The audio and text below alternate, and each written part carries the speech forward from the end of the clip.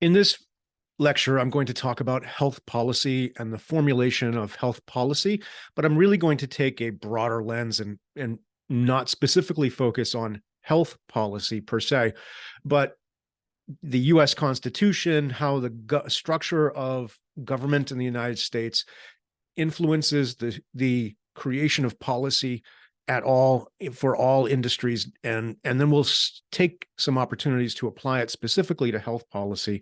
But I want you at the end of this lecture to have maybe a better understanding of some of what we normally call civics, and I find that a lot of my students don't know a lot of these key ideas. So we're going to kind of look at the US constitutional framework to better understand how policy works and apply it again to health. So one of the key ideas that underlies the US Constitution as envisioned by the founders who wrote the US Constitution is a concept called competitive federalism. Now, I'd like you to take a minute, stop, and watch this video featuring New Hampshire comedian Justin McKinney, who I believe is from Newmarket, which is one town south of Durham, for those of you not from the area. It's a hilarious short video. I think it's about 5 minutes long. And he talks about some of the differences in the way life is between living on this side of the border in, say, Portsmouth versus living just across the Piscataqua River in Kittery, Maine. So literally, you can walk across a bridge between Portsmouth, New Hampshire, and Kittery, Maine, and you face two different sets of policies at the state level. So after you watch that, I recommend you pause here, watch that video so that you'll get some ideas about competitive federalism. So having watched the video now, I'm assuming you've watched it, I hope you found it funny. And I think the point I want to make with McKinney is, he's pointing out that there are different laws and they're separated literally by just an artificial border between New Hampshire and Maine. And he talks about like helmet laws and the ability to buy alcohol on Sundays and, just a whole slew of other things that are different across state lines. And so the idea of competitive federalism is the states compete with each other by offering different sets of policy packages that are meant to appeal to potential residents, current residents as well as potential residents. And so, for example, New Hampshire has no state income tax and no sales income tax, but it also has fewer state supplied amenities. So the Medicaid that is offered in the state of New Hampshire is less robust than it is in Massachusetts, for example. That's a healthcare application. New Hampshire and Massachusetts compete with each other for residents, particularly along the border. And there are an awful lot of people who live just north of the border in New Hampshire and then commute down to Boston Boston and other Massachusetts cities because they like the package of policies that are offered by New Hampshire. And the reverse is also true. So you can, and what's interesting is like comparing Vermont, New Hampshire, and Maine, very different policy sets, and they attract different kinds of people who like different ways of approaching, and having different levels of government intervention. Now, all of this occurs within a framework of the federal government. And so the federal government primary role, according to our Constitution, with respect to the states, was basically to keep the states from fighting each other.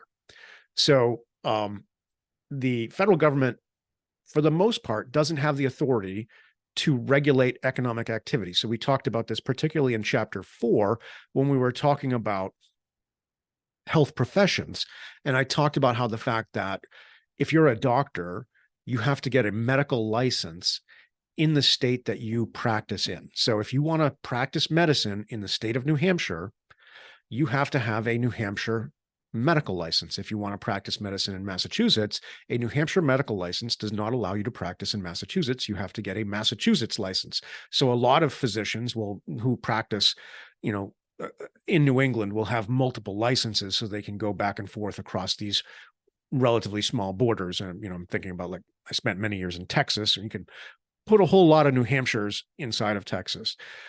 So, and this also licensing, professional licensing, so physicians, nurses, physical therapists, also electricians, and all sorts of other kinds of, CPAs are all licensed at the state level. And the idea here is that the federal government doesn't have that authority. So the idea when the federal government was created through the US Constitution, the idea was very loose. The states were going to have this very loose relationship with each other, governed by the federal government, basically, again, guaranteeing certain basic rights for citizens. But for the most part, the states were going to be left to manage their economic affairs by themselves. National defense is done at the federal level. The states are allowed to have, local militias and things like that, and police forces, but national defense is one of the things that's reserved for the federal government. So there are certain things that the federal government has reserved to itself, and all other things, according to the Constitution, devolve back to the states. So the idea here was the idea behind competitive federalism, and it wasn't a new idea at the founding of the United States or at the writing of the US Constitution. It's an old idea, though the United States is one of the first places to really implement it effectively. And it is one of the things that really makes the United States powerful and generally on the trajectory of greater justice. So what does competitive federalism do? Well, by having the states have to compete with each other for residents, and not only for residents, but for businesses. And this happens all the time. States have offices, most, states and even towns, cities have offices where people try to recruit businesses to come into the state. So states try to create business relatively, to various degrees. Vermont doesn't really do this, but so for example, but states try to create business-friendly environments that are attractive to employers so that they come set up businesses in the state, which then offer better employment and better life opportunities for the citizens of the state. So states compete with each other. So you've probably seen, if you haven't, you will see at some point, maybe you'll start paying attention to it now, but you'll see like ads playing on Boston TV that some of us watch for, advertising Ohio as a great place to set up a business. You see these things all the time. So one of the things that's really great about competitive federalism is it keeps politically powerful people in check and responsive to voters. If you can get up and move to another state, so living in Durham, I could easily decide, I'm tired of because New Hampshire has no income tax and no sales tax, it has very high property taxes. So I pay a ridiculous amount of property tax for the house that I own in Durham.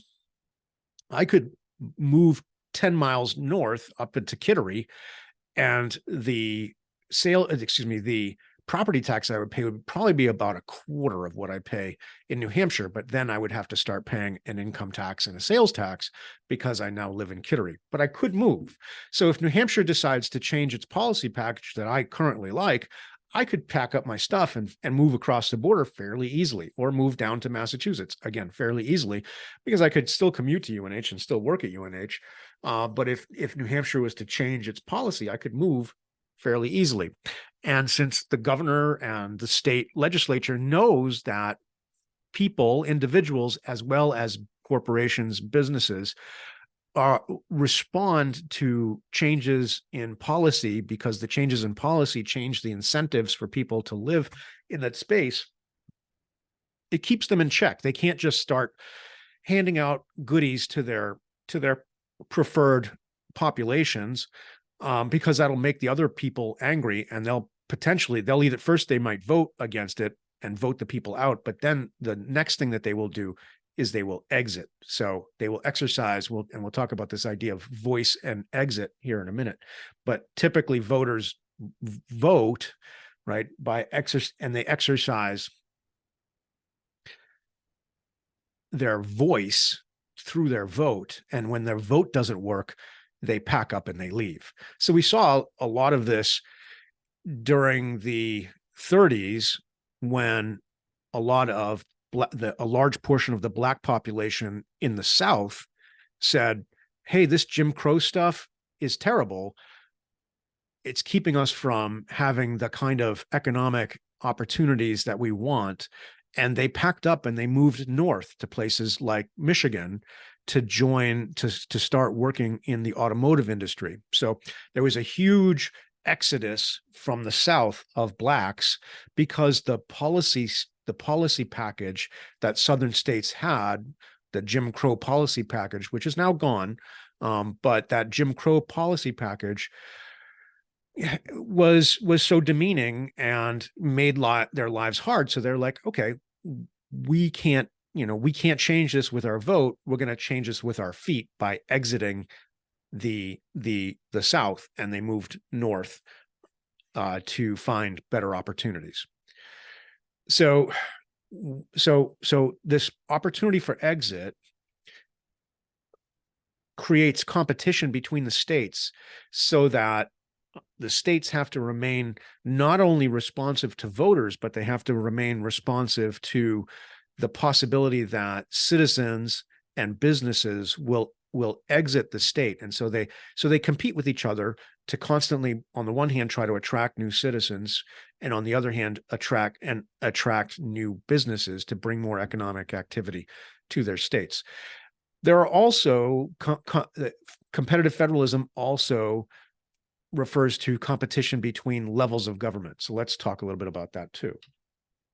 So here I'm trying to show you the different levels of government. So we start at the top with the federal government that is over all of the states, right? So I drew this line, this circle around the federal government and all the states. So the federal government, I realize there's more than 3 states, but I can't put 50 states on this slide. So the idea here is those 3 states represent all the states. So the federal government, it provides a policy package that is over all of the states.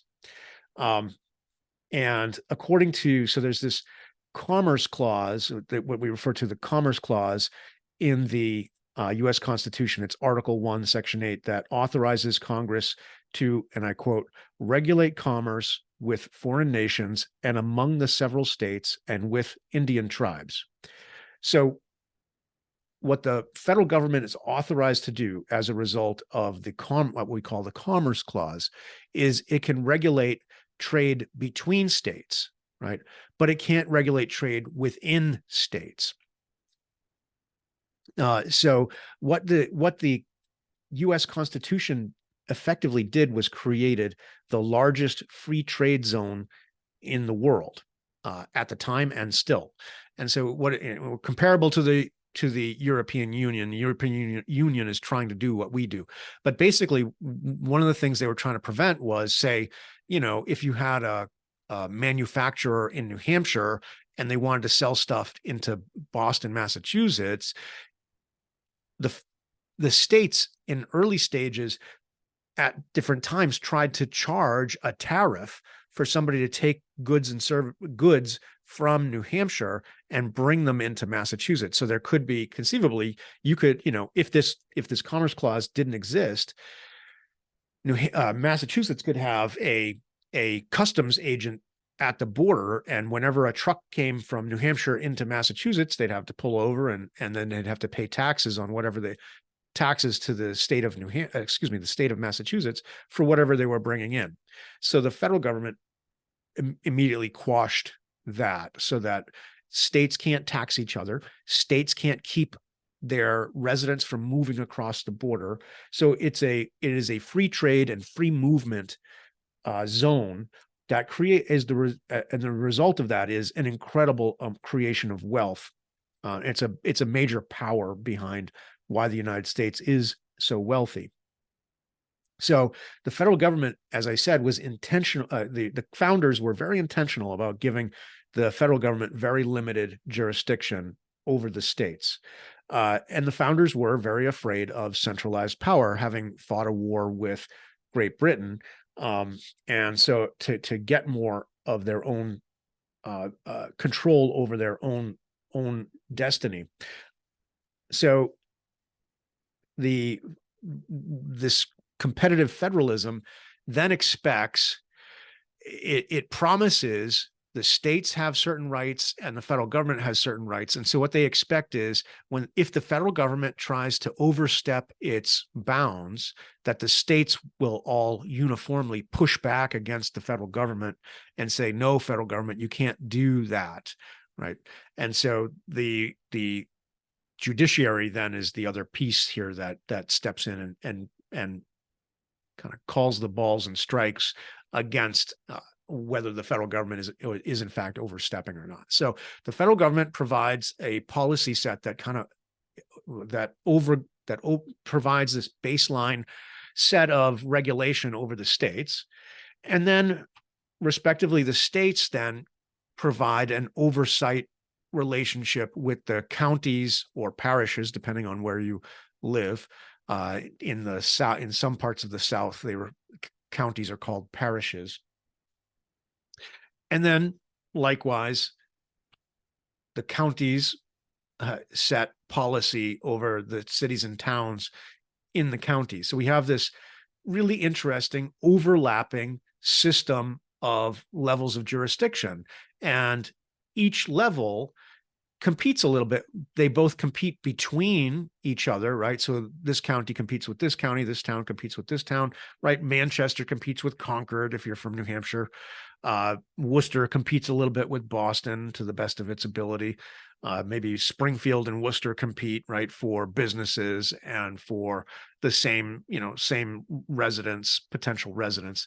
So you see kind of this competition, and this competition is healthy because if a state starts acting stupid and imposing too much on the freedom of their citizens, people can first exercise their voice. They can try to convince their politicians that, hey, you're doing dumb things.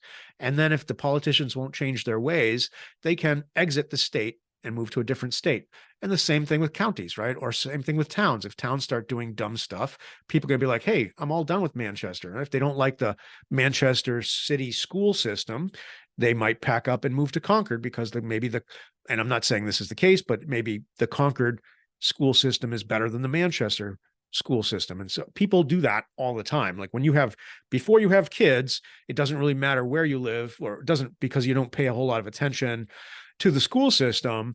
But once you have kids, all of a sudden you care a whole lot about the school system and you start, valuing that. And so a lot of people, when they have kids, will look around and be like, hey, this town was great when I was young and single and having fun, going to the bars and all that, but it's got a terrible school system. So I'm going to move to this other city that has a better school system and a better set of policies for people who are married with kids. So that happens all the time. So cities and towns will kind of push back on counties, and when the counties make dumb regulations, and likewise cities and towns will fight with the state to keep, and everybody kind of fighting for their own, like, this is my area to govern, and telling the higher level of government, hey, hands off, this is my area. That's what competitive federalism is all about. Since the 1930s, we've seen a weakening of competitive federalism. So the New Deal that all of us have heard about, created by FDR and his team, was political activity. It really progressively weakened competitive federalism, because what it did was it started giving the federal government a lot more power. It started having, the federal government started handing out a lot of things like Social Security checks. It was part of the New Deal. It also, like we talked about with Hill Burton and Medicaid, Hill-Burton was the policy that where the federal government gave money to the states to build hospitals. But in order to get that money, you had to comply with what the federal government wanted you to do. So it was a gift of money with strings attached to it. And that basically, so basically what that does is it creates client states, right? So the states, instead of the states running the economic activity within their states, they turn to the federal government and say, hey, give us some money and we'll do whatever you tell us to do. Right. And so suddenly, the New Deal was a whole lot of packages like that, where the federal government started offering money to the states in exchange for the states doing the bidding of the federal government and whatever the federal government thought was the right thing to do. And if you didn't do what the federal government said, then they won't give you the money. And one of the examples of this, even that exists till today, is New Hampshire is the only state in the country that doesn't have a seatbelt law. So you can, and Justin McKinney jokes about this in his little videos, you can drive around in New Hampshire without a seatbelt on. It's a really dumb idea, but it's not illegal. If you drive around without a seatbelt on in Maine or Massachusetts, which are, again, like 10-minute drive from Durham, maybe a little long, but 20 minutes to Mass, 10 minutes to Maine, right? You can get a ticket. It's illegal to drive without a seatbelt on. But in New Hampshire, there's no seatbelt law. Maine and Massachusetts passed these seatbelt laws in part because the federal government said you can have X million dollars in federal money for roads and road improvements if you pass a seatbelt law. But if you don't pass a seatbelt law, you don't get the money. New Hampshire, being what we are, live free or die, we're ornery about these sorts of things. We said, no, you know what? Screw you. Excuse my French. To heck with you. We're not going to take your money, and we're going to ride around without our seatbelts on if we want to. I ride around with my seatbelt on all the time. And I don't really know, I can't really imagine not wearing a seatbelt. I think it's stupid, but that's New Hampshire for you. And that's one thing that we've done. Now, that's a minor example, but it is the one outlier where New Hampshire is different than everybody else. But there are a lot of policies, again, like the Hill-Burton. Medicaid is another example.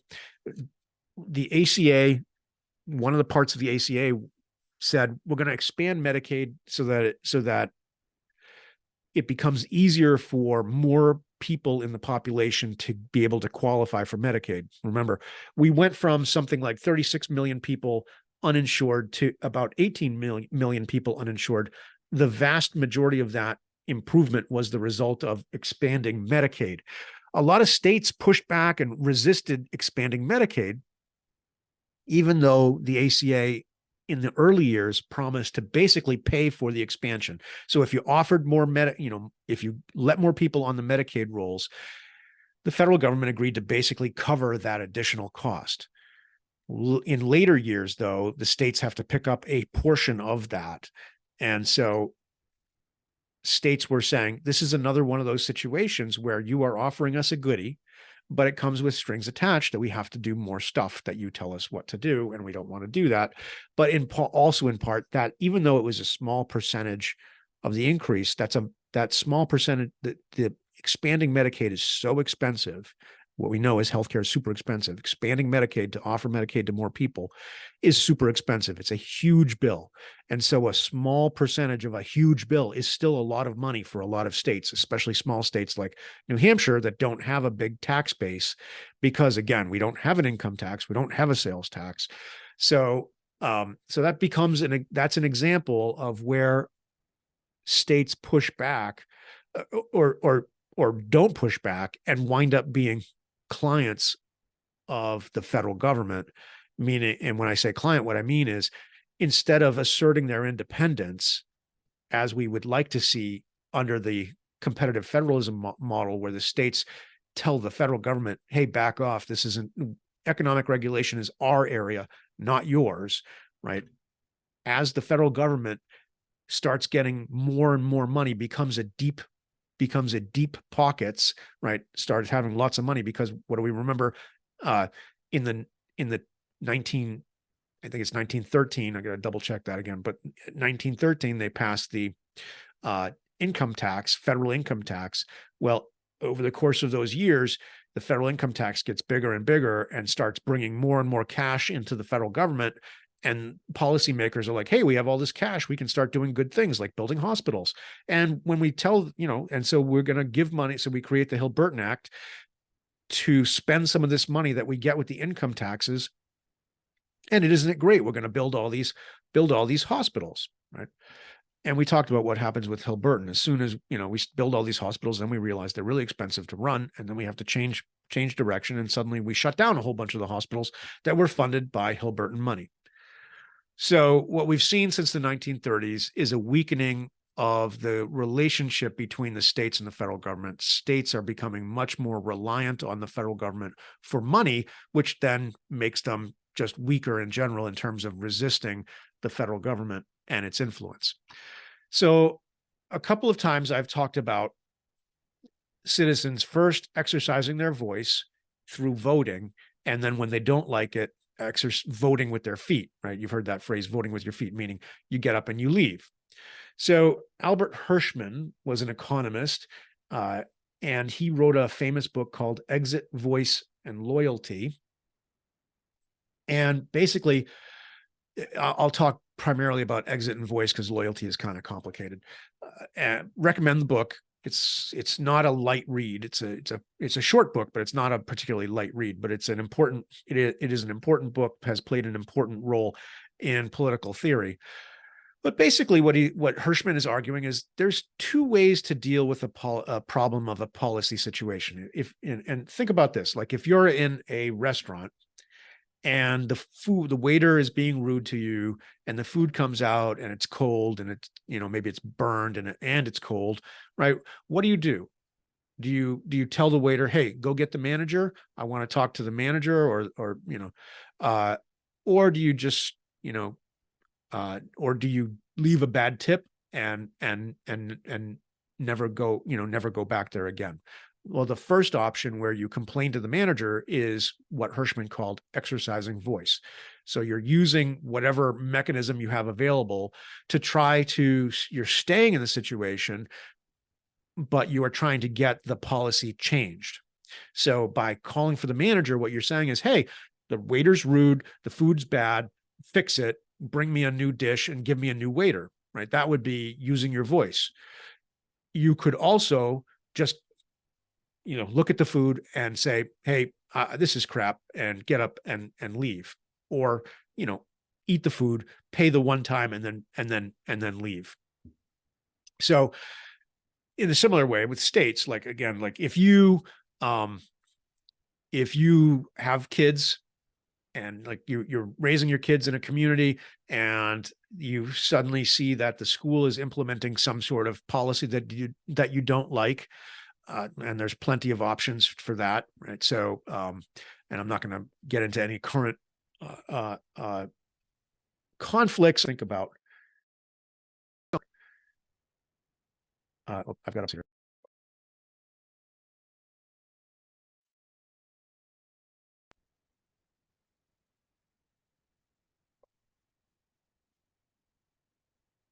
All right, having a little bit of problem here.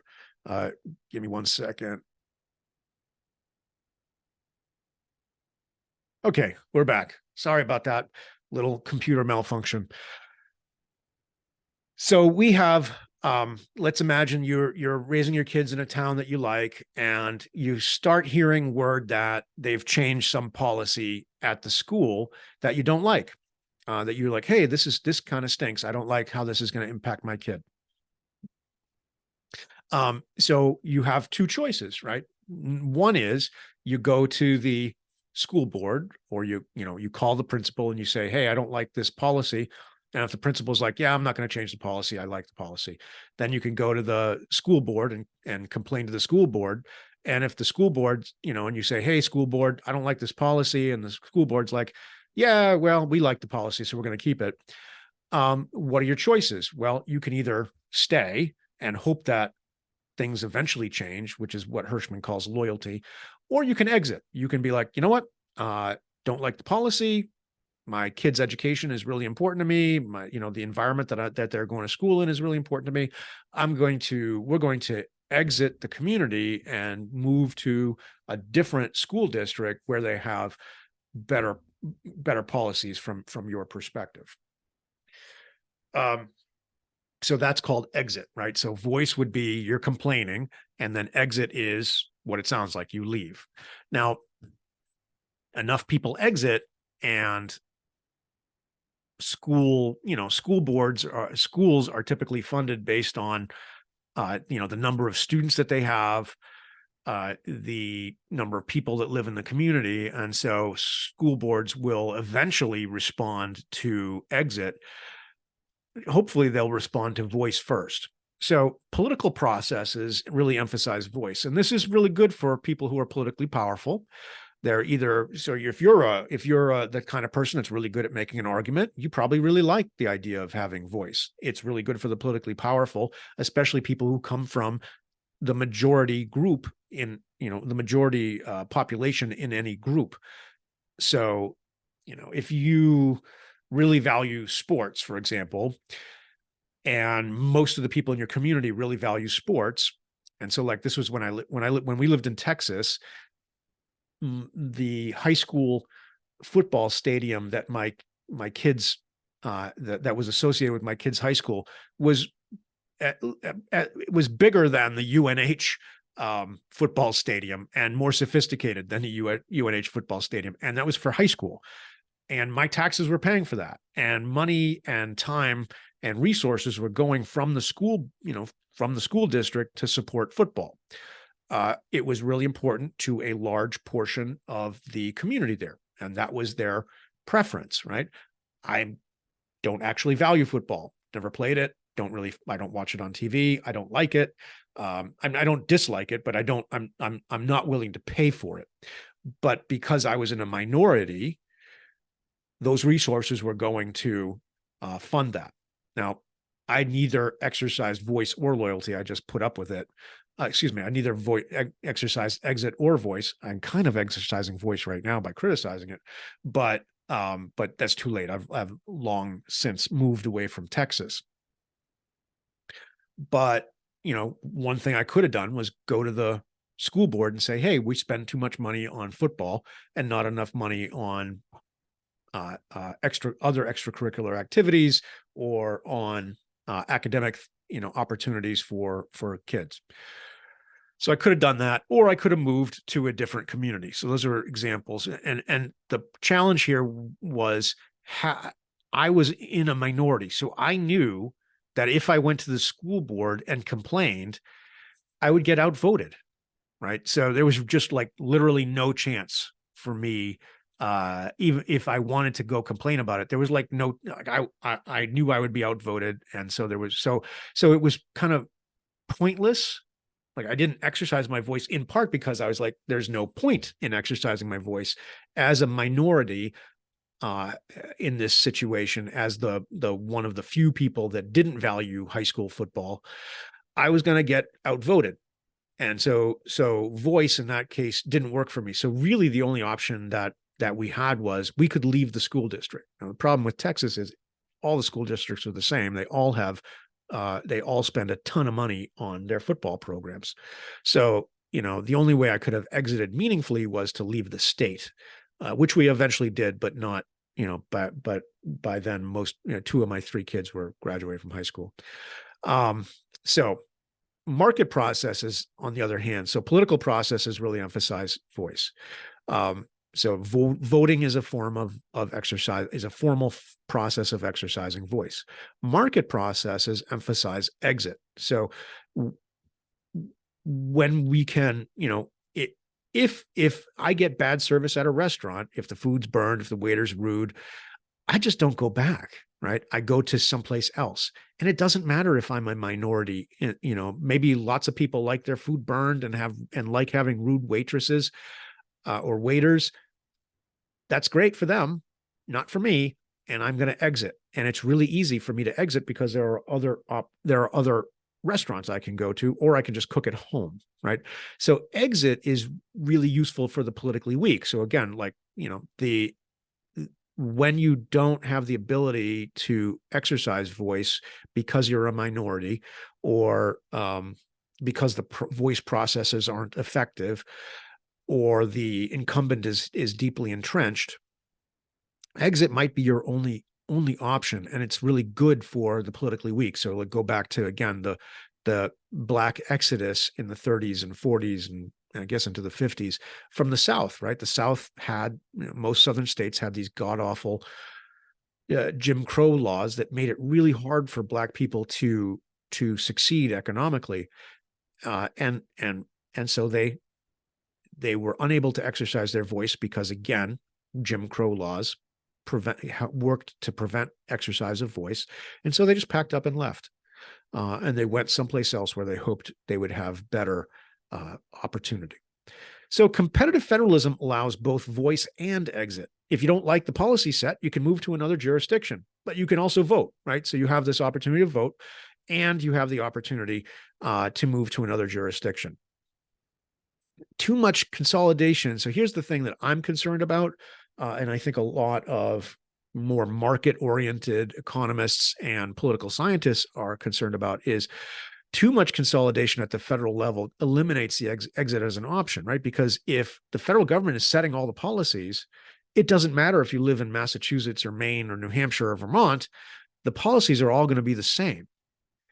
And so giving the federal government too much power to set policy across the United States eliminates the option for choice and the ability for people to move to a place that better reflects their values. All right, so I think that's enough about that. Let's move on to talking about where law comes from. So where does law come from? Well, in the United States, it really comes from three places: legislation. So I'm going to think primarily here about, I'm kind of talking here at the federal level when I say Congress, but most states have a similar tripart system of generating law. So you have some sort of legislative body at the federal level, that's Congress. You have regulatory agencies that create law. That's your executive branch, meaning the president and all of the executive branch regulatory agencies. So the Department of Transportation, the Department of Energy, Department, so on, Department of Agriculture, right? That's the executive branch and the regulatory agencies, so Health and Human Services. At the state level, that's the governor typically and the related apparatus of the executive branch at the state level. And then you have judge-made law. So in the United States, the highest court is the Supreme Court, but the federal government also has federal courts, and then the laws that they pass, the decisions that they make have the effect of law. So let's kind of talk about each of these a little bit. So legislation are laws that are passed by a deliberative body. How do laws come about? Well, somebody raises an issue.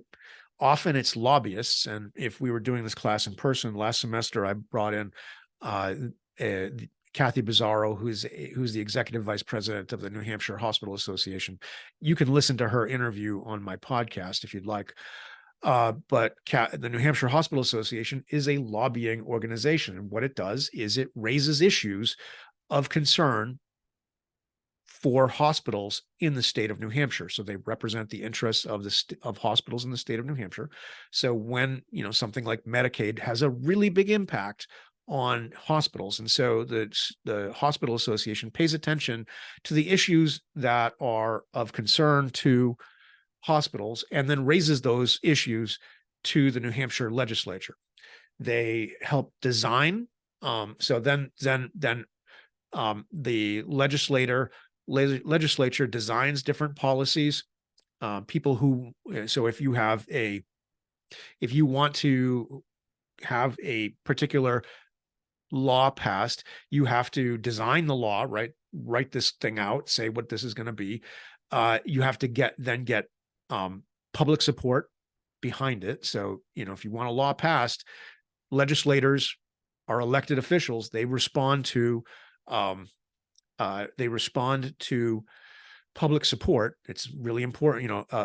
A legislator will value if somebody calls or comes to see them or writes them a letter, they pay attention to that. and it shapes how they decide which policies they're going to support. Policy support building, so within the legislature, building the policies, and then the legislative decision making and policy implementations. This is the vote, right? We have a vote to implement a particular law. So law goes through this legislative cycle. So when the law is made by the legislature, it goes through this cycle of having the issue identified. Somebody has to come up with the idea, having a policy written out, like, hey, this is what we want the law to look like, getting the public to support it, because the legislators aren't going to support something that they don't think they can, that won't help them get elected. Getting that generally, kind of getting that specific policy negotiated amongst all the legislators, and then passing the law. Right? So a lot of law comes from the legislature in the United States, but actually most doesn't.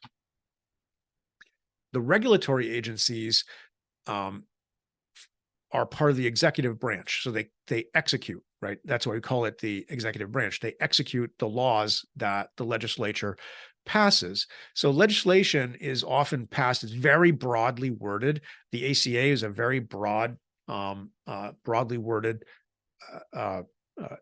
law that gives a lot of authority to for example, the Secretary of Health and Human Services. So a lot of laws will say something like, the Secretary of Health and Human Services will create an Office of Minority Health, and then it'll do it, and the Minority Health will Office of Minority Health will create a sub office of health and health information, health promotion, and it'll do X, Y, and Z. But it's a very these laws tend to be very general. And then the regulatory agencies, the Secretary of Health and Human Services, for example, is then responsible for kind of going in and filling in all the details. So it's like, the Congress draws a very broad outline, and then the Secretary of Health and Human Services and his or her minions all have to go in and figure out how to execute all these things. So they then come up with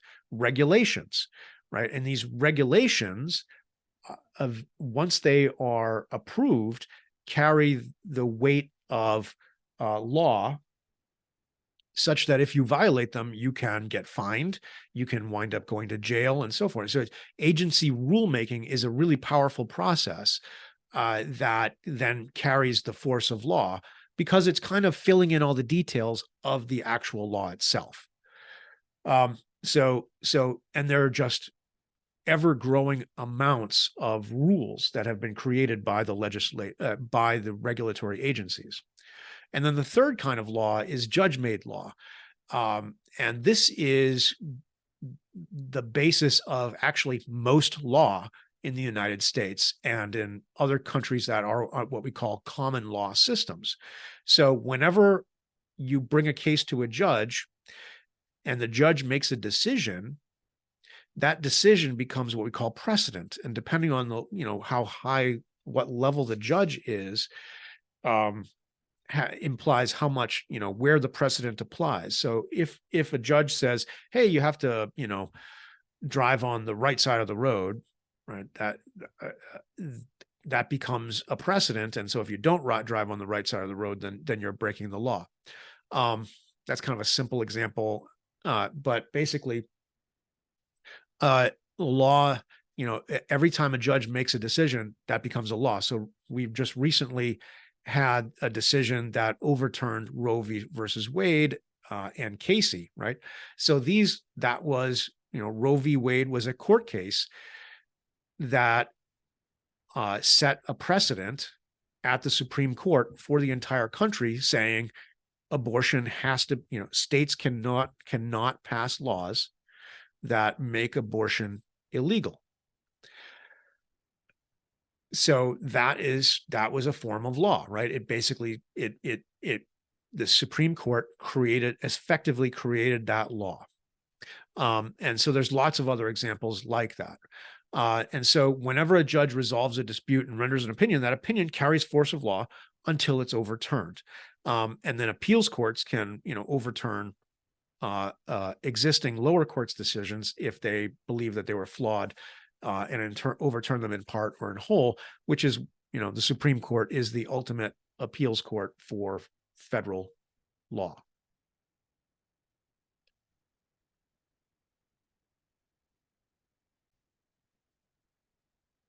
So regardless of how policy is created, there are a couple of different kinds of policies or tools, if you will, um, and ways to think about what is this policy doing. So we can think about regulatory tools, which set the rules for participation and structure and process. So these are kind of infrastructure things like, hey, we're going to have a state insurance agency, or we're going to license particular kinds of activity in a state, like, we have to have a license to be a doctor. You have to have a license to be an EMT. You have to have a license to be a cosmetologist or whatever, right? So these are tools that set up for who can do what in a state. And then we have, and so these are really like, they're not, so regulatory tools are not talking about giving away things to people. And then you have allocative tools, and there's two kinds of allocative tools. And this is where we're giving away money, we're giving away goods, we're giving away services to either individuals or institutions. And so we have, within allocative tools, we have two different kinds of policies. We have distributive policies and we have redistributive policies. So a distributive policy, the difference here is a distributive policy, the benefits go to unspecified populations. So for example, and these are a lot of times are different kinds of infrastructure. So we might literally build infrastructure. So we're going to build a bridge, right? Or we're going to build a road. Well, you don't have to be, a person over the age of 65 to use a bridge. Anybody can use a bridge, right? Or anybody can use a road. You don't have to be a, unmarried mother or something like that to qualify to use the infrastructure. We'll also fund things like research, and we'll get to this in a minute, but this is a kind of public good. We're going to provide money for people to look into how do we cure cancer. That's not a gift or a give of something to a particular group of people. Education, it gets a little more like a redistributive policy, but if we are doing it in such a way that, like, funding K through 12 education, everybody gets it, it's free for everybody, free, using in quotation marks because somebody has to pay for it, but people using it don't pay for it. So those are distributive policies. And then you have redistributive policies. These are where you are specifying a particular population. So here you're saying, like Medicaid or CHIP, you're saying you have to be, a person with a low income, and then we're going to give you something. We're going to give you access to health insurance. You have to be a minority in order to qualify for minority health related programs. So if you're a white person, you don't qualify for this. Public housing, again, sort of another example of something that's being given to low income people. So all allocations come from taxpayers, right? So that ultimately it's all paid for through taxes, and to some degree, tax policy, well, not to some degree, tax policies determine who's going to bear most of the burden. This is within economics, this is an area called public finance. So a tax policy meaning things like, do we want to fund our allocative tools, right? Do we want to fund our government with income taxes, property taxes, sales taxes, tariffs on imports and imports? How are we going to fund things? And depending on which set of policies you choose depends on who winds up bearing most of the burden, right? So income taxes in the United States, most income taxes are paid by high income families. People on the lower end of the income spectrum are, for the most part, net recipients. So they may pay some small amount of tax, but they get back so much in terms of redistributive policies, such as Social Security payments, Medicare and or Medicaid, supplements, food stamps, supplements to their housing expenses, and so forth. So people at the bottom end of the of the income spectrum have pay net negative taxes, meaning they get more from the government than they pay in.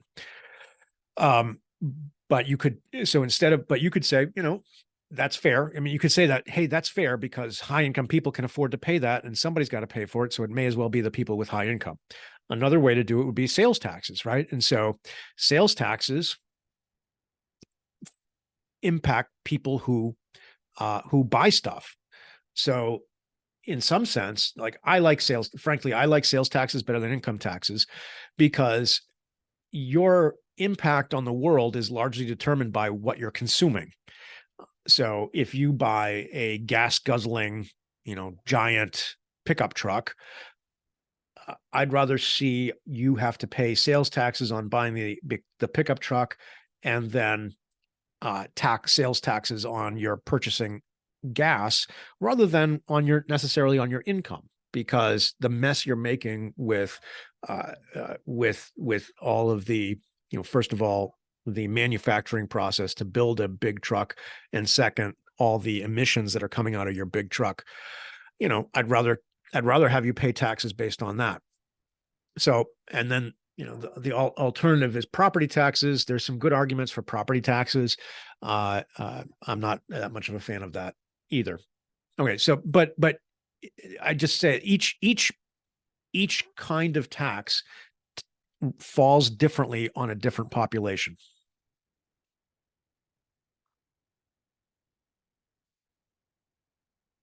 So let's talk about the theories of regulation. So I'm going to talk about two kind of broad theories of regulation. The first one is called public interest regulation. The philosophy here is, and this is kind of the philosophy that your book takes, the market often fails to generate the best possible set of outcomes. So, for example, if you leave it to the market, we would be running around with no public sanitation. People probably wouldn't get immunized. One of the reasons that the ACA made it, and I'm using scare quotes here, free for people to get preventive healthcare measures was because under a more market-oriented system, people would look at the cost of preventative services and say, I'd rather not pay for immunizations. I'd rather not pay for well woman checks. I'd rather not pay for mammography. I'd rather not pay for colonoscopies. And so so those are what we call market failures, right? So a market failure is when the system as it exists fails to result in the optimal set of consumption or action by citizens. So it is suboptimal for you to skip your colonoscopy, in part because a colonoscopy can detect whether you have likelihood of getting colon cancer, which is super expensive and if you're using insurance, that means the rest of us are going to have to pay for your colon cancer treatment that if you had gotten your colonoscopy, we could have maybe nipped in the bud, quite literally. When the GI doc is in there doing the colonoscopy, they often nip out little buds of cancerous tissue. So had you gotten your colonoscopy when you were supposed to get it, your GI doc might have been able to remove potentially precancerous tissue and prevented you from getting cancer. But because you decided the colonoscopy was too expensive and skipped it, now you have full-blown colon cancer. And that's not only is that going to, of course, ruin your life, but it's also going to be very expensive for the rest of us to pay for, when had you just paid for the colonoscopy to begin with, everything would have been okay. So that's an example of a market failure. And you're kind of, by choosing not to get the preventative care, in a way, you're free riding on the system. We'll talk about that here in a second. So under the theory of public interest regulation, political actors step in to fix these market failures. They're like, hey, there's a market failure. People aren't getting preventative care because they see it as too expensive. So what we're going to do is we're going to create a new policy. We'll call it the ACA or the Obamacare. And preventative care will, instead of having to have people pay for preventative care on a fee-for-service basis, we're just going to roll that into their premiums. Yes, the premiums will be more expensive because they're going to account for the preventative care that used to be paid for on a fee-for-service basis. But now the patient will look at the cost of the colonoscopy as free instead of costing $2,000, and they'll go ahead and get it. So that's an example of where the political actors step in and fix the market failure. Now, political actors, and so under this theory of regulation, political actors keep the best interests of the governed people. So they're keeping your best interests in mind as they go about developing policies. They are effectively altruistic actors, and they're completely selfless. They don't respond to special interests. So when some lobbyist shows up at their door and offers them support from their organization or money for their campaign, they say, no, thank you. I'm just here to take care of the governed people. And government is especially important for the provision of what we call public goods. So this is the public interest perspective. So what is a public good? So when we use that phrase, it's one of those phrases that gets tossed around, and a lot of times it's not well defined. And a lot of people use it to describe things that are provided by government, right? So a lot of people will say, if I say, well, what's a public good? People will say, oh, public school. It's because it's funded by the government. And I would say that's not actually so. Economists and political theorists use a very specific meaning for a public good. So I want to talk a little bit about that because it's important for you to understand the different kinds of goods that are being provided or worked out through policy processes. So the two key definitions to understand public good are rival goods and excludable goods.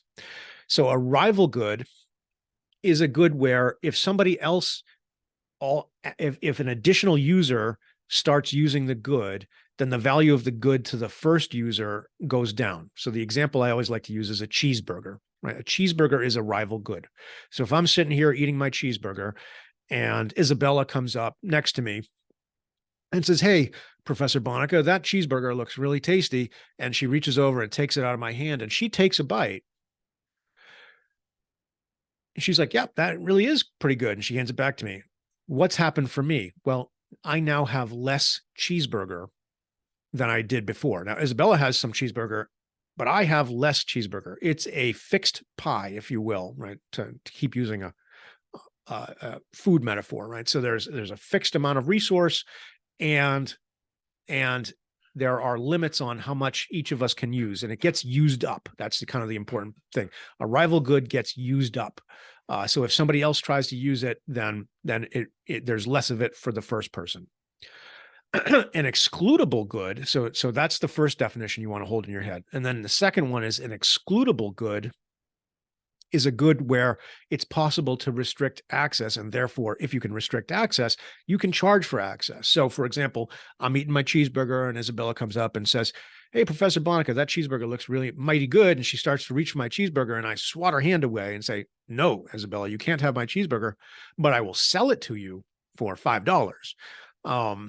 Right. So the first example is when I say no and I prevent her from accessing the cheeseburger, I'm demonstrating that that's an excludable good. Now, if she punches me in the face and takes my cheeseburger anyway, that doesn't really change the situation.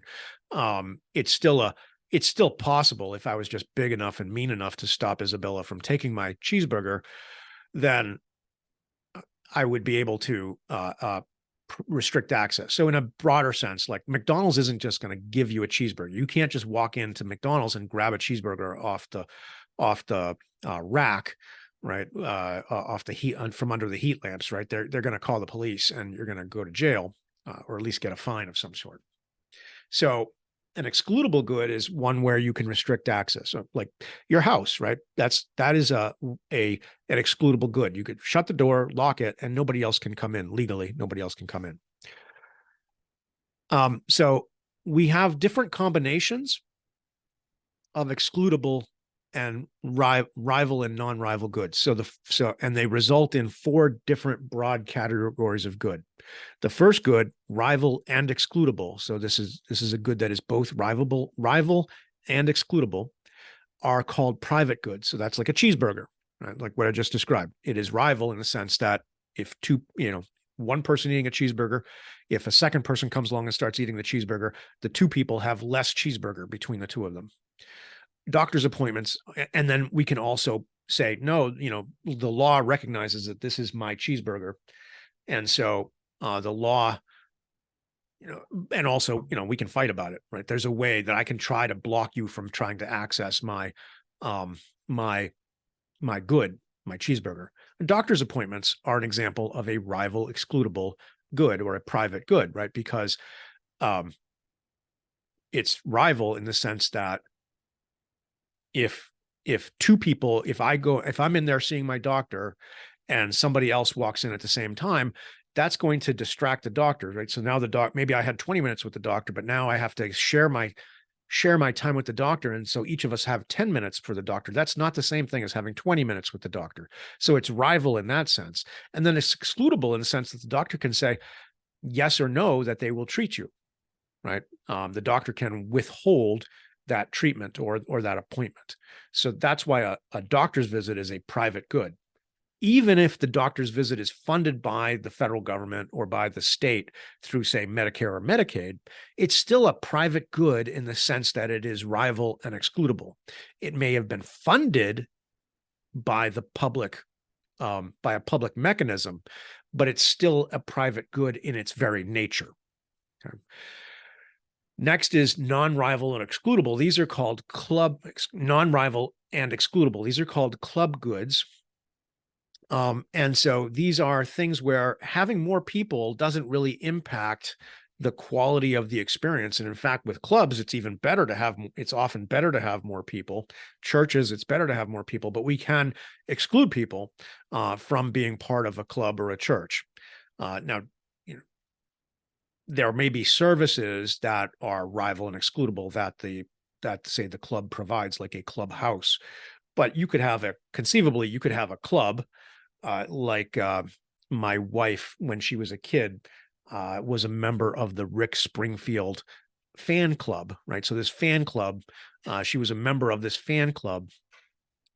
There was no physical limit to the number of people who could be members of the Rick Springfield, by the way, was a singer from the 70s. But there was no limit to the number of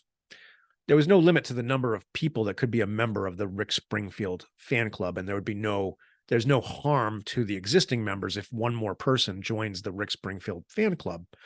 But it was excludable in the sense that you couldn't be a member of the Rick Springfield fan club unless Rick Springfield's managers said you could be a member, and you got your, official Rick Springfield membership card. You weren't a member. Churches likewise, so not thinking about a physical building, but is there any harm for someone converting to Catholicism or to Judaism or to Islam? No, right? But you can exclude people. You can say you're not a member. At least depending on the church. Right? Streaming services is probably a simpler example. If I add one more person to watch HBO, right, or to watch Netflix, the cost is effectively zero, right? The additional cost of having one more person streaming Netflix is effectively zero. It might be some tiny, tiny, tiny cost, but it's effectively zero. But Netflix definitely can prevent you from accessing their services by requiring you to have a password, and they're clamping down on password sharing now. So streaming services are probably the best modern example of a non-rival excludable good, right? Non-rival in the sense that if one more person watches, I'm trying to think of what's a current Netflix show. I don't know. I'll go back in time. Game of Thrones, right? Is that Netflix? Whatever, it doesn't matter. Whoever was streaming Game of Thrones, I think it was HBO actually, but whatever, doesn't matter. Whoever's streaming Game of Thrones, if one more user watches Game of Thrones, the rest of the users don't have a worse experience watching Game of Thrones. But HBO definitely is going to charge you. They can keep you from accessing the showing of Game of Thrones by requiring you to have a password, right? So that's a non-rival excludable and what we call a club good. And then the next two are where we really run into problems. So one of the things that is effective about excludable goods, whether they're rival or non-rival, because they're excludable, the provider of the goods can charge a fee for you, the consumer, to consume those goods. And by charging a fee, they can make a profit. And that profit motivates them to provide the good, right? So Netflix doesn't provide cool TV series out of the goodness of their heart. They do it because they make a profit. And the only way that they can make a profit is by excluding you if you don't pay for it. Doctors may have very good feelings about you, but they still have to charge you something. And so, and they'll refuse to treat you if you can't pay. All right. So these are, the benefit here is they're excludable, and that exclusivity, that excludability allows the provider to charge and therefore make a profit. But when you have non-excludable goods, you run into what are called free rider problems. So let's talk about common goods. So a common good is rival in the sense that one more user diminishes the value for everybody else, but you can't stop people from using them. And a common good, a classic example of a common good is a public park or a commons. You may have heard the phrase tragedy of the commons. And if you have, what that's referring to is what we used to call a common, which was like a park, a green space, usually in a town, that is a shared green space. And what could you do with that shared green space? Well, you could bring your goats to the commons and let them graze on the grass in the commons. Now, if the commons, depending on how big it is, maybe is good for, can support maybe 25 goats. So if you've got your 25 goats on the field grazing and getting fat, and you're going to make money by selling the goats, that's great for you. But then I show up with 10 more goats, right? And you can't say, hey, Professor Bonica, I'm already here. This is, there's no room for your goats. I'm going to say, too bad. You don't own this property. This is owned by the community. And I'm going to put my 10 goats on there. And what happens? Now that there are 10 goats on there, there isn't enough food for everybody to go around. And so the overall value of the commons goes down because I added additional goats to the common. So the tragedy of the commons is, but on the flip side, because it's not excludable, you have no motivation to work with, we don't have any motivation to conserve that space. Instead, it's a race to see who can get their animals on there first to get the free grass, right? And nobody is going to invest in fixing it. So public parks and streets tend to get messy, right? They tend to, people overuse them. They tend to pollute them unless you can do a really good job policing. People litter in a on a public space where they wouldn't litter in their own backyard, right? Now maybe you and I wouldn't litter, but there are people, we all know there are people who throw their cigarette butts out. They throw their cans, out their window as they're driving through Durham. I go for walks with my wife down Mill Road, and I regularly see, cans of Truly and Bud Light, laying on the side of the road because somebody's been driving down the street, drinking and throwing their cans out the window. So we have common goods. So now we have what's called a free rider problem. Everybody wants the good, but nobody wants to pay for it. Nobody wants to take care of it. Because somebody else can potentially use it, there's no incentive for us to take care of it. So that's a free rider problem. Then the last category are what economists and political scientists refer to as public goods. And a public good has the characteristics of being non-rival and non-excludable.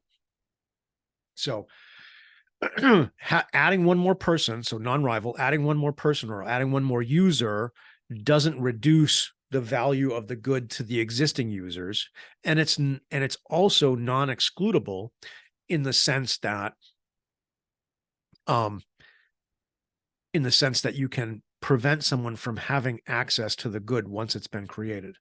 So a classic example of a public good is a radio station. Now I realize most of you listen to Spotify and whatnot these days, but back in the day we had this thing called radio. And chances are you still listen to radio to some degree. But think about this. Think about the reality of a radio station. So Spotify, right, is a club good. It's a streaming service.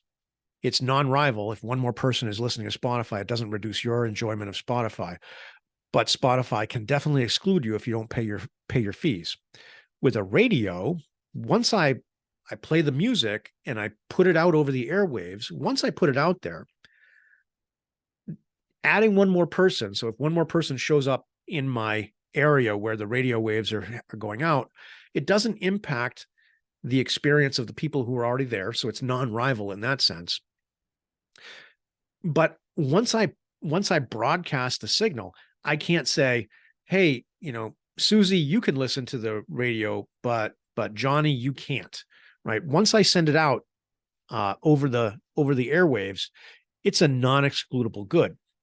So a radio station is a classic public good. It's non-rival. Adding one more person doesn't harm the enjoyment of the first people who are there, and it's not excludable. Once I put it out there, I can't stop somebody else from using it.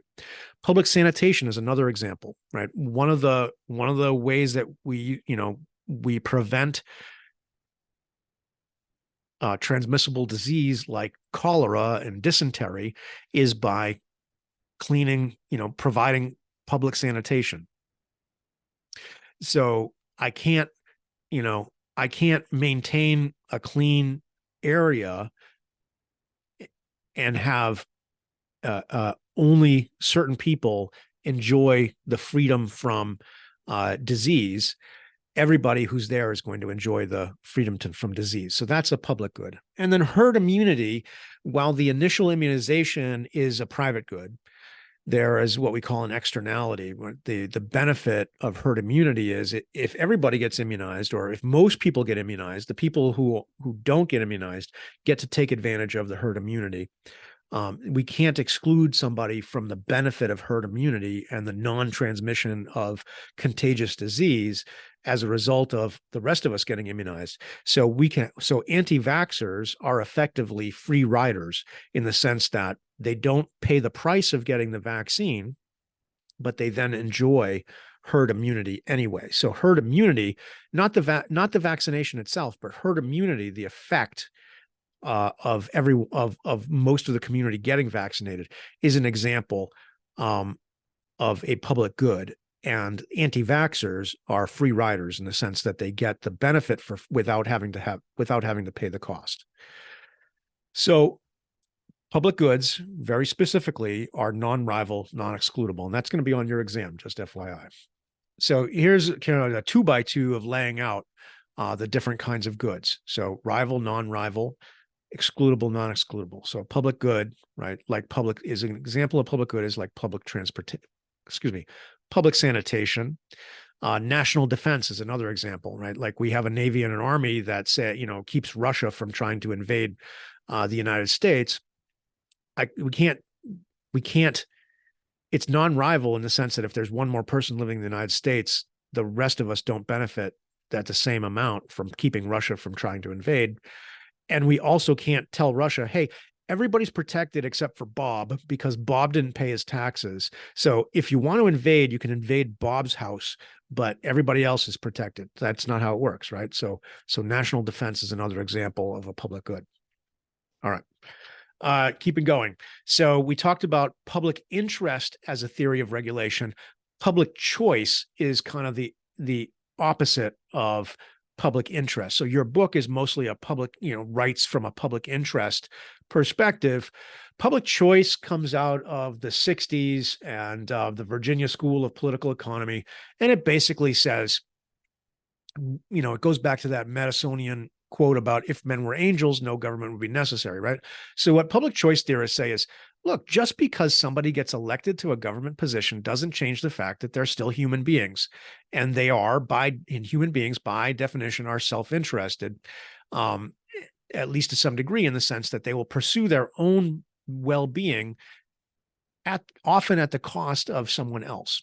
They're going to people who are elected to public office are going to pursue personal gain, not necessarily illegally, but when presented with say a policy set that on the one hand maybe is the best policy set for the community, but on the other hand, the other policy, which isn't necessarily the best for the community, but will be the one that appeals to the majority and therefore will get the person reelected, they're going to choose the one that gets them reelected. That's an example of pursuing personal gain over the benefit to the overall community. So as a result, politicians often are short-sighted. A great example of that is the problem that we currently have with our national debt that I've talked about in the past. We have known literally for decades that with the retirement of the baby boomers, we're not going to have enough money to fund Medicare and Social Security. We're seeing it now. The federal deficit is rising and we don't have enough money. And politicians have known about this for decades and they didn't do anything to fix it. Because if they had, they would have had to pass policies that the majority don't like, and they wouldn't have gotten reelected. So fixing entitlements, you will often hear it referred to as entitlements, and you will hear people say that fixing entitlements is a third rail of politics, meaning the third rail is the electrified rail. So if you touch the electrified rail of the T, right, you're going to die. Well, politicians who don't want to touch the third rail of politics, which is fixing entitlements. So from the public choice perspective, public interest perspective is naive, right? And the public interest perspective idealizes the political process, right? While looking at real world market processes. So it looks at the real world and it says, we've got all these market failures in the sense that maybe we don't get the optimal amount of number of people who are getting immunized, or we don't get the optimal number of people getting colonoscopies or mammographies because of market processes. And so we're going to fix that, right? The problem is that in reality, the kinds of policies that politicians often pursue are the ones that get them reelected or get them more money to support their election campaign or get them more power.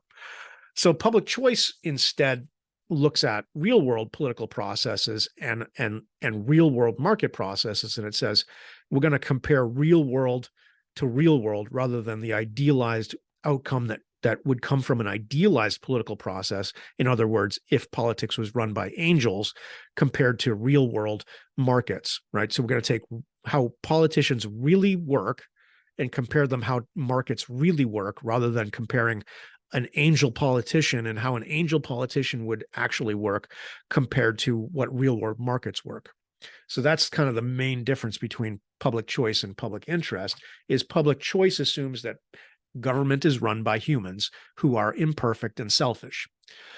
So public choice also points out that the policies that emerge from the political process often reflect the interests of powerful groups. So right now in our country, we're talking a lot about systemic racism. This is an example of that, right? So the theory of systemic racism says the white population is the majority, and so the white population passes laws and policies that favor the white population at the expense of minorities, Blacks, Hispanics, Asians.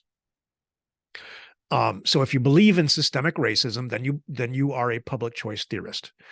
The democratic process, as I discussed in the discussion about exit and voice, allows individuals to express their preferences through voting, but it often forces individuals to form alliances and negotiate through voice, which is fine, but under pure majoritarian democracy. So when 51% wins, pure majority, and that's majoritarian democracy, it allows the majority to dominate and even exploit the minority. So if I've got, if 51% of the population is white and the other 49% is some other race or ethnicity, then the 51% who are white are going to pass laws that favor them, and then they're going to take advantage of minorities. And that is how human beings have worked since the beginning of time. Markets, on the other hand, as I discussed, allow individuals to express their preference through buying and selling. So the key to markets is it allows them to exit, right? So having the opportunity to exit minimizes exploitation. So again, talking about the South and Jim Crow era, the white majority in the South passed these laws, the Jim Crow laws, so that they could exploit the black population.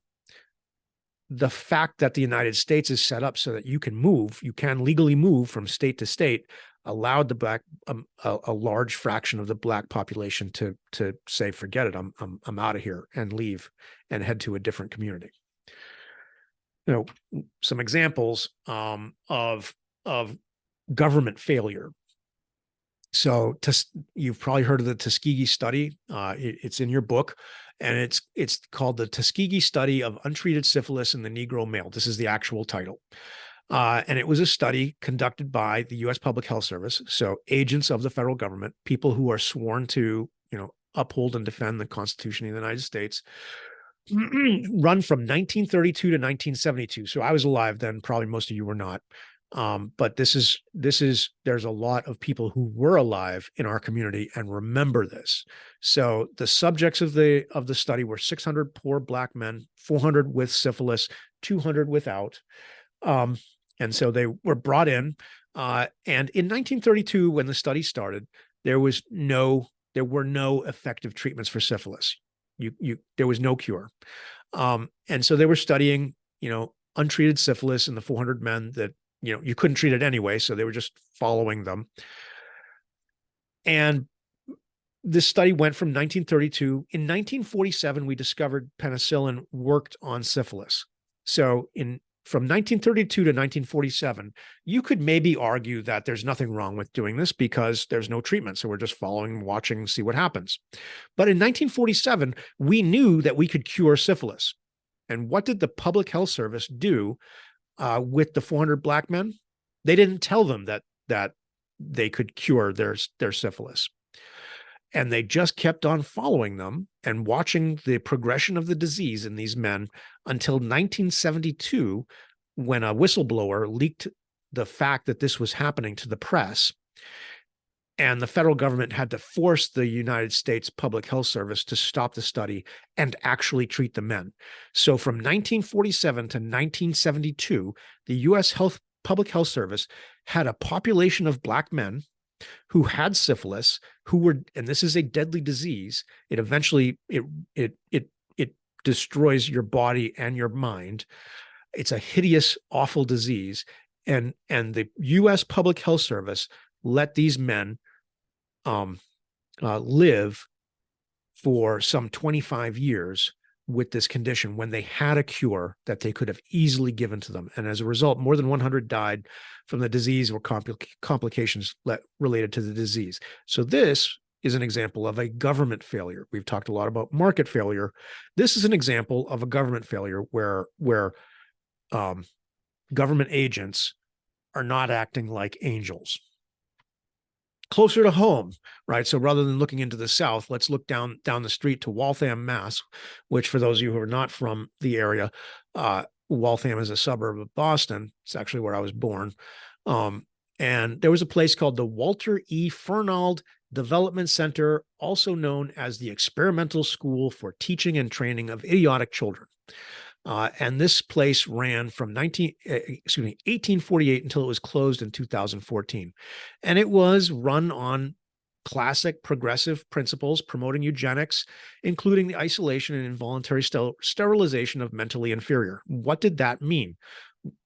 Well, in reality, a lot of the young children, boys and girls who were sent to the Fernald Center were often poor kids from minority families. We had in the Boston area, we had a lot of immigration. Train going by. We had a lot of immigration from Italy, from Ireland, and from other European countries at the time. And the dominant white population, because the Irish and the Italian were not considered white at the time, didn't like those new immigrants. And so poor kids from these kinds of families who maybe had family issues, courts would remove the kids from their homes for whatever reason, or maybe they were orphaned. They'd be confined to the Fernald Center, potentially for life, and they would be designated as mentally inferior by the courts, often because they hadn't been able to go to school, or they'd been raised in chaotic and violent family situations, and there was really nothing wrong with them, other than they were socially marginalized. And so these kids would get sent there, and these progressive leaders would treated them terribly. There's a long history of physical and sexual abuse in the facility, and a variety of studies were done on the children from under the from grants from federal agencies run by Harvard and MIT. So one example was they fed kids tracer doses of radioactive isotopes in their oatmeal with the assistance of Quaker Oats. They fed these kids radioactive isotopes and just wanted to see what would happen. Right? They didn't really know how do radioactive isotopes get processed in the body at the time. So they went to the Fernald Center and said, "Hey, we hear you've got some kids, and nobody's going to care if we give them radioactive isotopes." And so they fed these kids radioactive isotopes in their cereal. So this is not necessarily a government. This was a non-for-profit. This was a not-for-profit, but it was supported by government entities and agencies, in particular the courts, because the courts would put kids in this hellhole. In 1967, an estimated 270,000 children in the United States, many of them who were normal or only mildly mentally disabled, were institutionalized in places like the Fernald Center. So luckily, many of those places went away with deinstitutionalization. All right. Two more slides we need to talk about. So another government example of government failure is a thing called regulatory capture. And this is a phrase coined by the Nobel Prize winning economist George Stigler.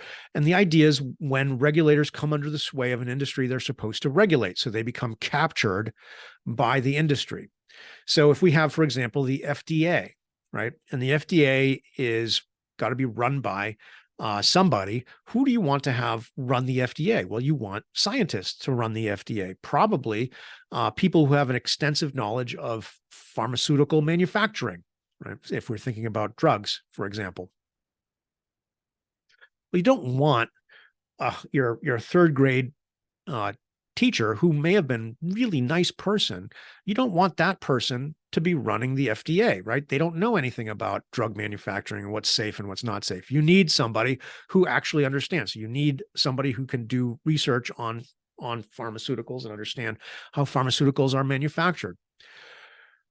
Well, there's a risk for this, right? So we've got a couple of problems. So if we draw regulators, the people who run entities like the FDA, where are we going to find them? Well, the people who know how to run pharmaceutical companies are people who work in pharmaceutical companies. So very often what the regulatory agencies do is they reach into the industry and bring people from industry into the organization. So very often what happens is, so let's say somebody gets a new president gets elected, he or she then fills a bunch of these roles in these big agencies like the FDA with political appointees. Who's going to come and they're going to reach out into the industry to bring in somebody who's really knowledgeable about building or running pharmaceutical manufacturing processes. So you bring in Bob or George from Pfizer, and you put him in the FDA, and you put him in charge of overseeing the regulation of pharmaceutical manufacturing. Well, George, at the end of his 3 or 4 years that he spends in the FDA, where he's not making very much money because government jobs don't pay very well, but private sector jobs do. So he's going to come from the industry into the regulatory role. And then at the end of his 3 or 4 years, what's he going to look to do? Well, he doesn't want to keep making, $100,000 a year when he was making $500,000 a year. So he's going to go back to working in the industry and go back to maybe even a better job, because now he understands how the regulators are working, and he can bring that knowledge back to his new job. So this is called the revolving door.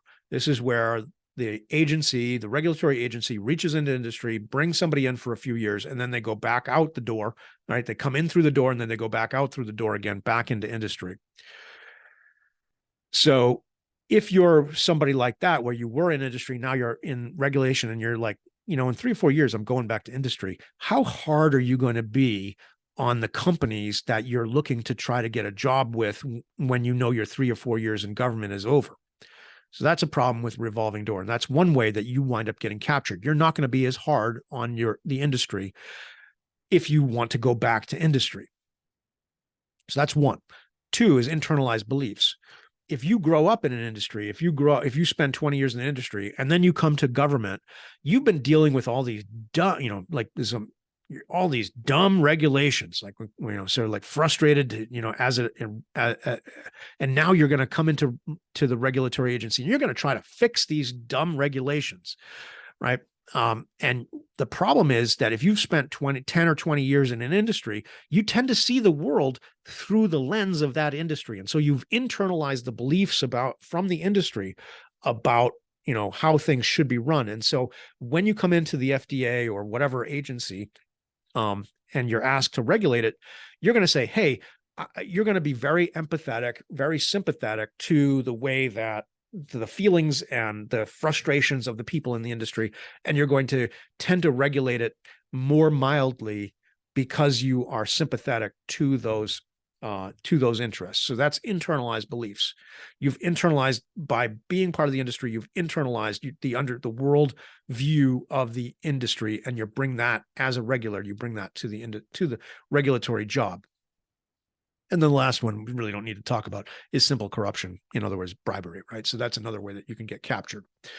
So we have these regulatory agencies. We need them to have specialized knowledge. We need them to have deep knowledge of the industry they're regulating.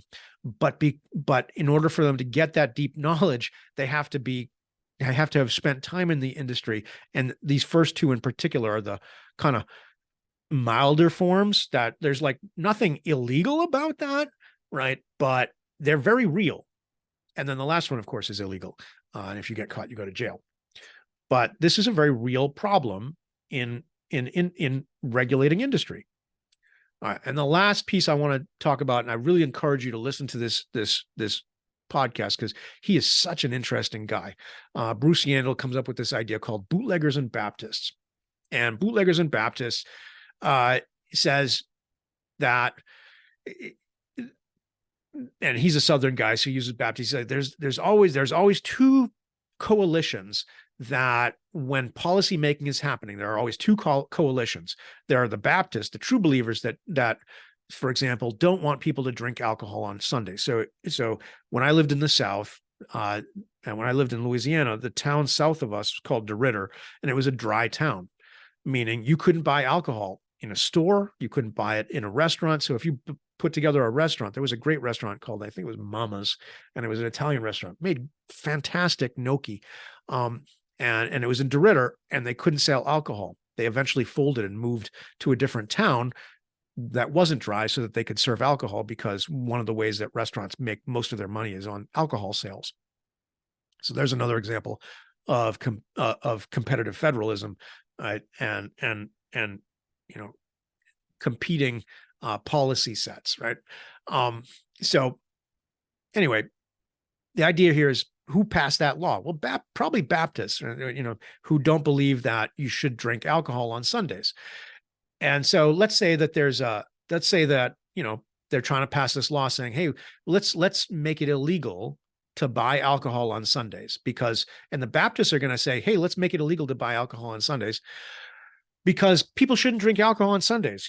That's God's day. They should go to church, and pray, and they shouldn't be getting drunk. Now, who's going to kind of fall in behind this? These are true believers. And you can use that argument. It doesn't have to be Baptists talking about drinking alcohol. It could be vaping, like the people who don't think you should have vape or you shouldn't have flavored vapes. It's people who want to make other kinds of things illegal. So there's always going to be a group of true believers who really think their policy is for the best of society. And then there are going to be the people who can profit from that policy being put in place. These are opportunists. So in the case of alcohol, it's bootleggers, right? So if you pass a policy that you can't buy alcohol on Sundays, who's going to make money off that opportunity? Well, it's going to be bootleggers, right? They're going to offer to sell you alcohol on Sunday when the stores and the restaurants can't sell. So you're going to be like, hey, I know, Francis down the street. He's always willing to sell us a bottle of booze on Sunday. We'll just go down the street and buy that bottle of booze from him. So Francis, the bootlegger, is going to be very excited about this new policy that the Baptists are trying to get passed. And he's going to go down to the town hall to work with to support the Baptists. Maybe he's going to give them some money to support their cause. And he's going to definitely vote with them, because what he intends to do is sell alcohol illegally so that he can make a bunch of profit. So there's always a bootlegger along with a Baptist. And these are metaphorical, right? So not actually saying Baptists. The Baptists bring the policy forward. They're the ones that work the policy, but there's almost always a bootlegger behind a policy who says that, this would be a great idea. So the ACA is an example of this. There are a lot of people, and I count some of my colleagues, and I've had some arguments about this with my colleagues. The ACA is a good example of this. The ACA was supposed to expand access to care and expand access to insurance for more people. It did, in fact, do that to some degree, right? It cut the uninsured rate about in half, mostly from expanding Medicaid. But what it also did was as we talked in previous lectures, I think chapter 6, it also made it virtually impossible for small insurance companies to continue to function. So who got behind the ACA? Well, it got brought forward by good bleeding heart people, good kind people who wanted to make sure that poor people and people who couldn't afford health insurance would be able to get it. That's who kind of brings the policy forward. That's the front, right? That's the face that we see. Who's standing behind that? Big insurance companies. Big insurance companies now dominate. They were already dominating the market, but now they've crushed all of their small competition. Almost all small insurance companies are gone as a result of the ACA. So big insurance was a big supporter of the ACA because what it did was it got rid of lots of competition. So that's an example, a healthcare example. All right. So that's good for this session. Went a little longer than I thought. All right. One more to go.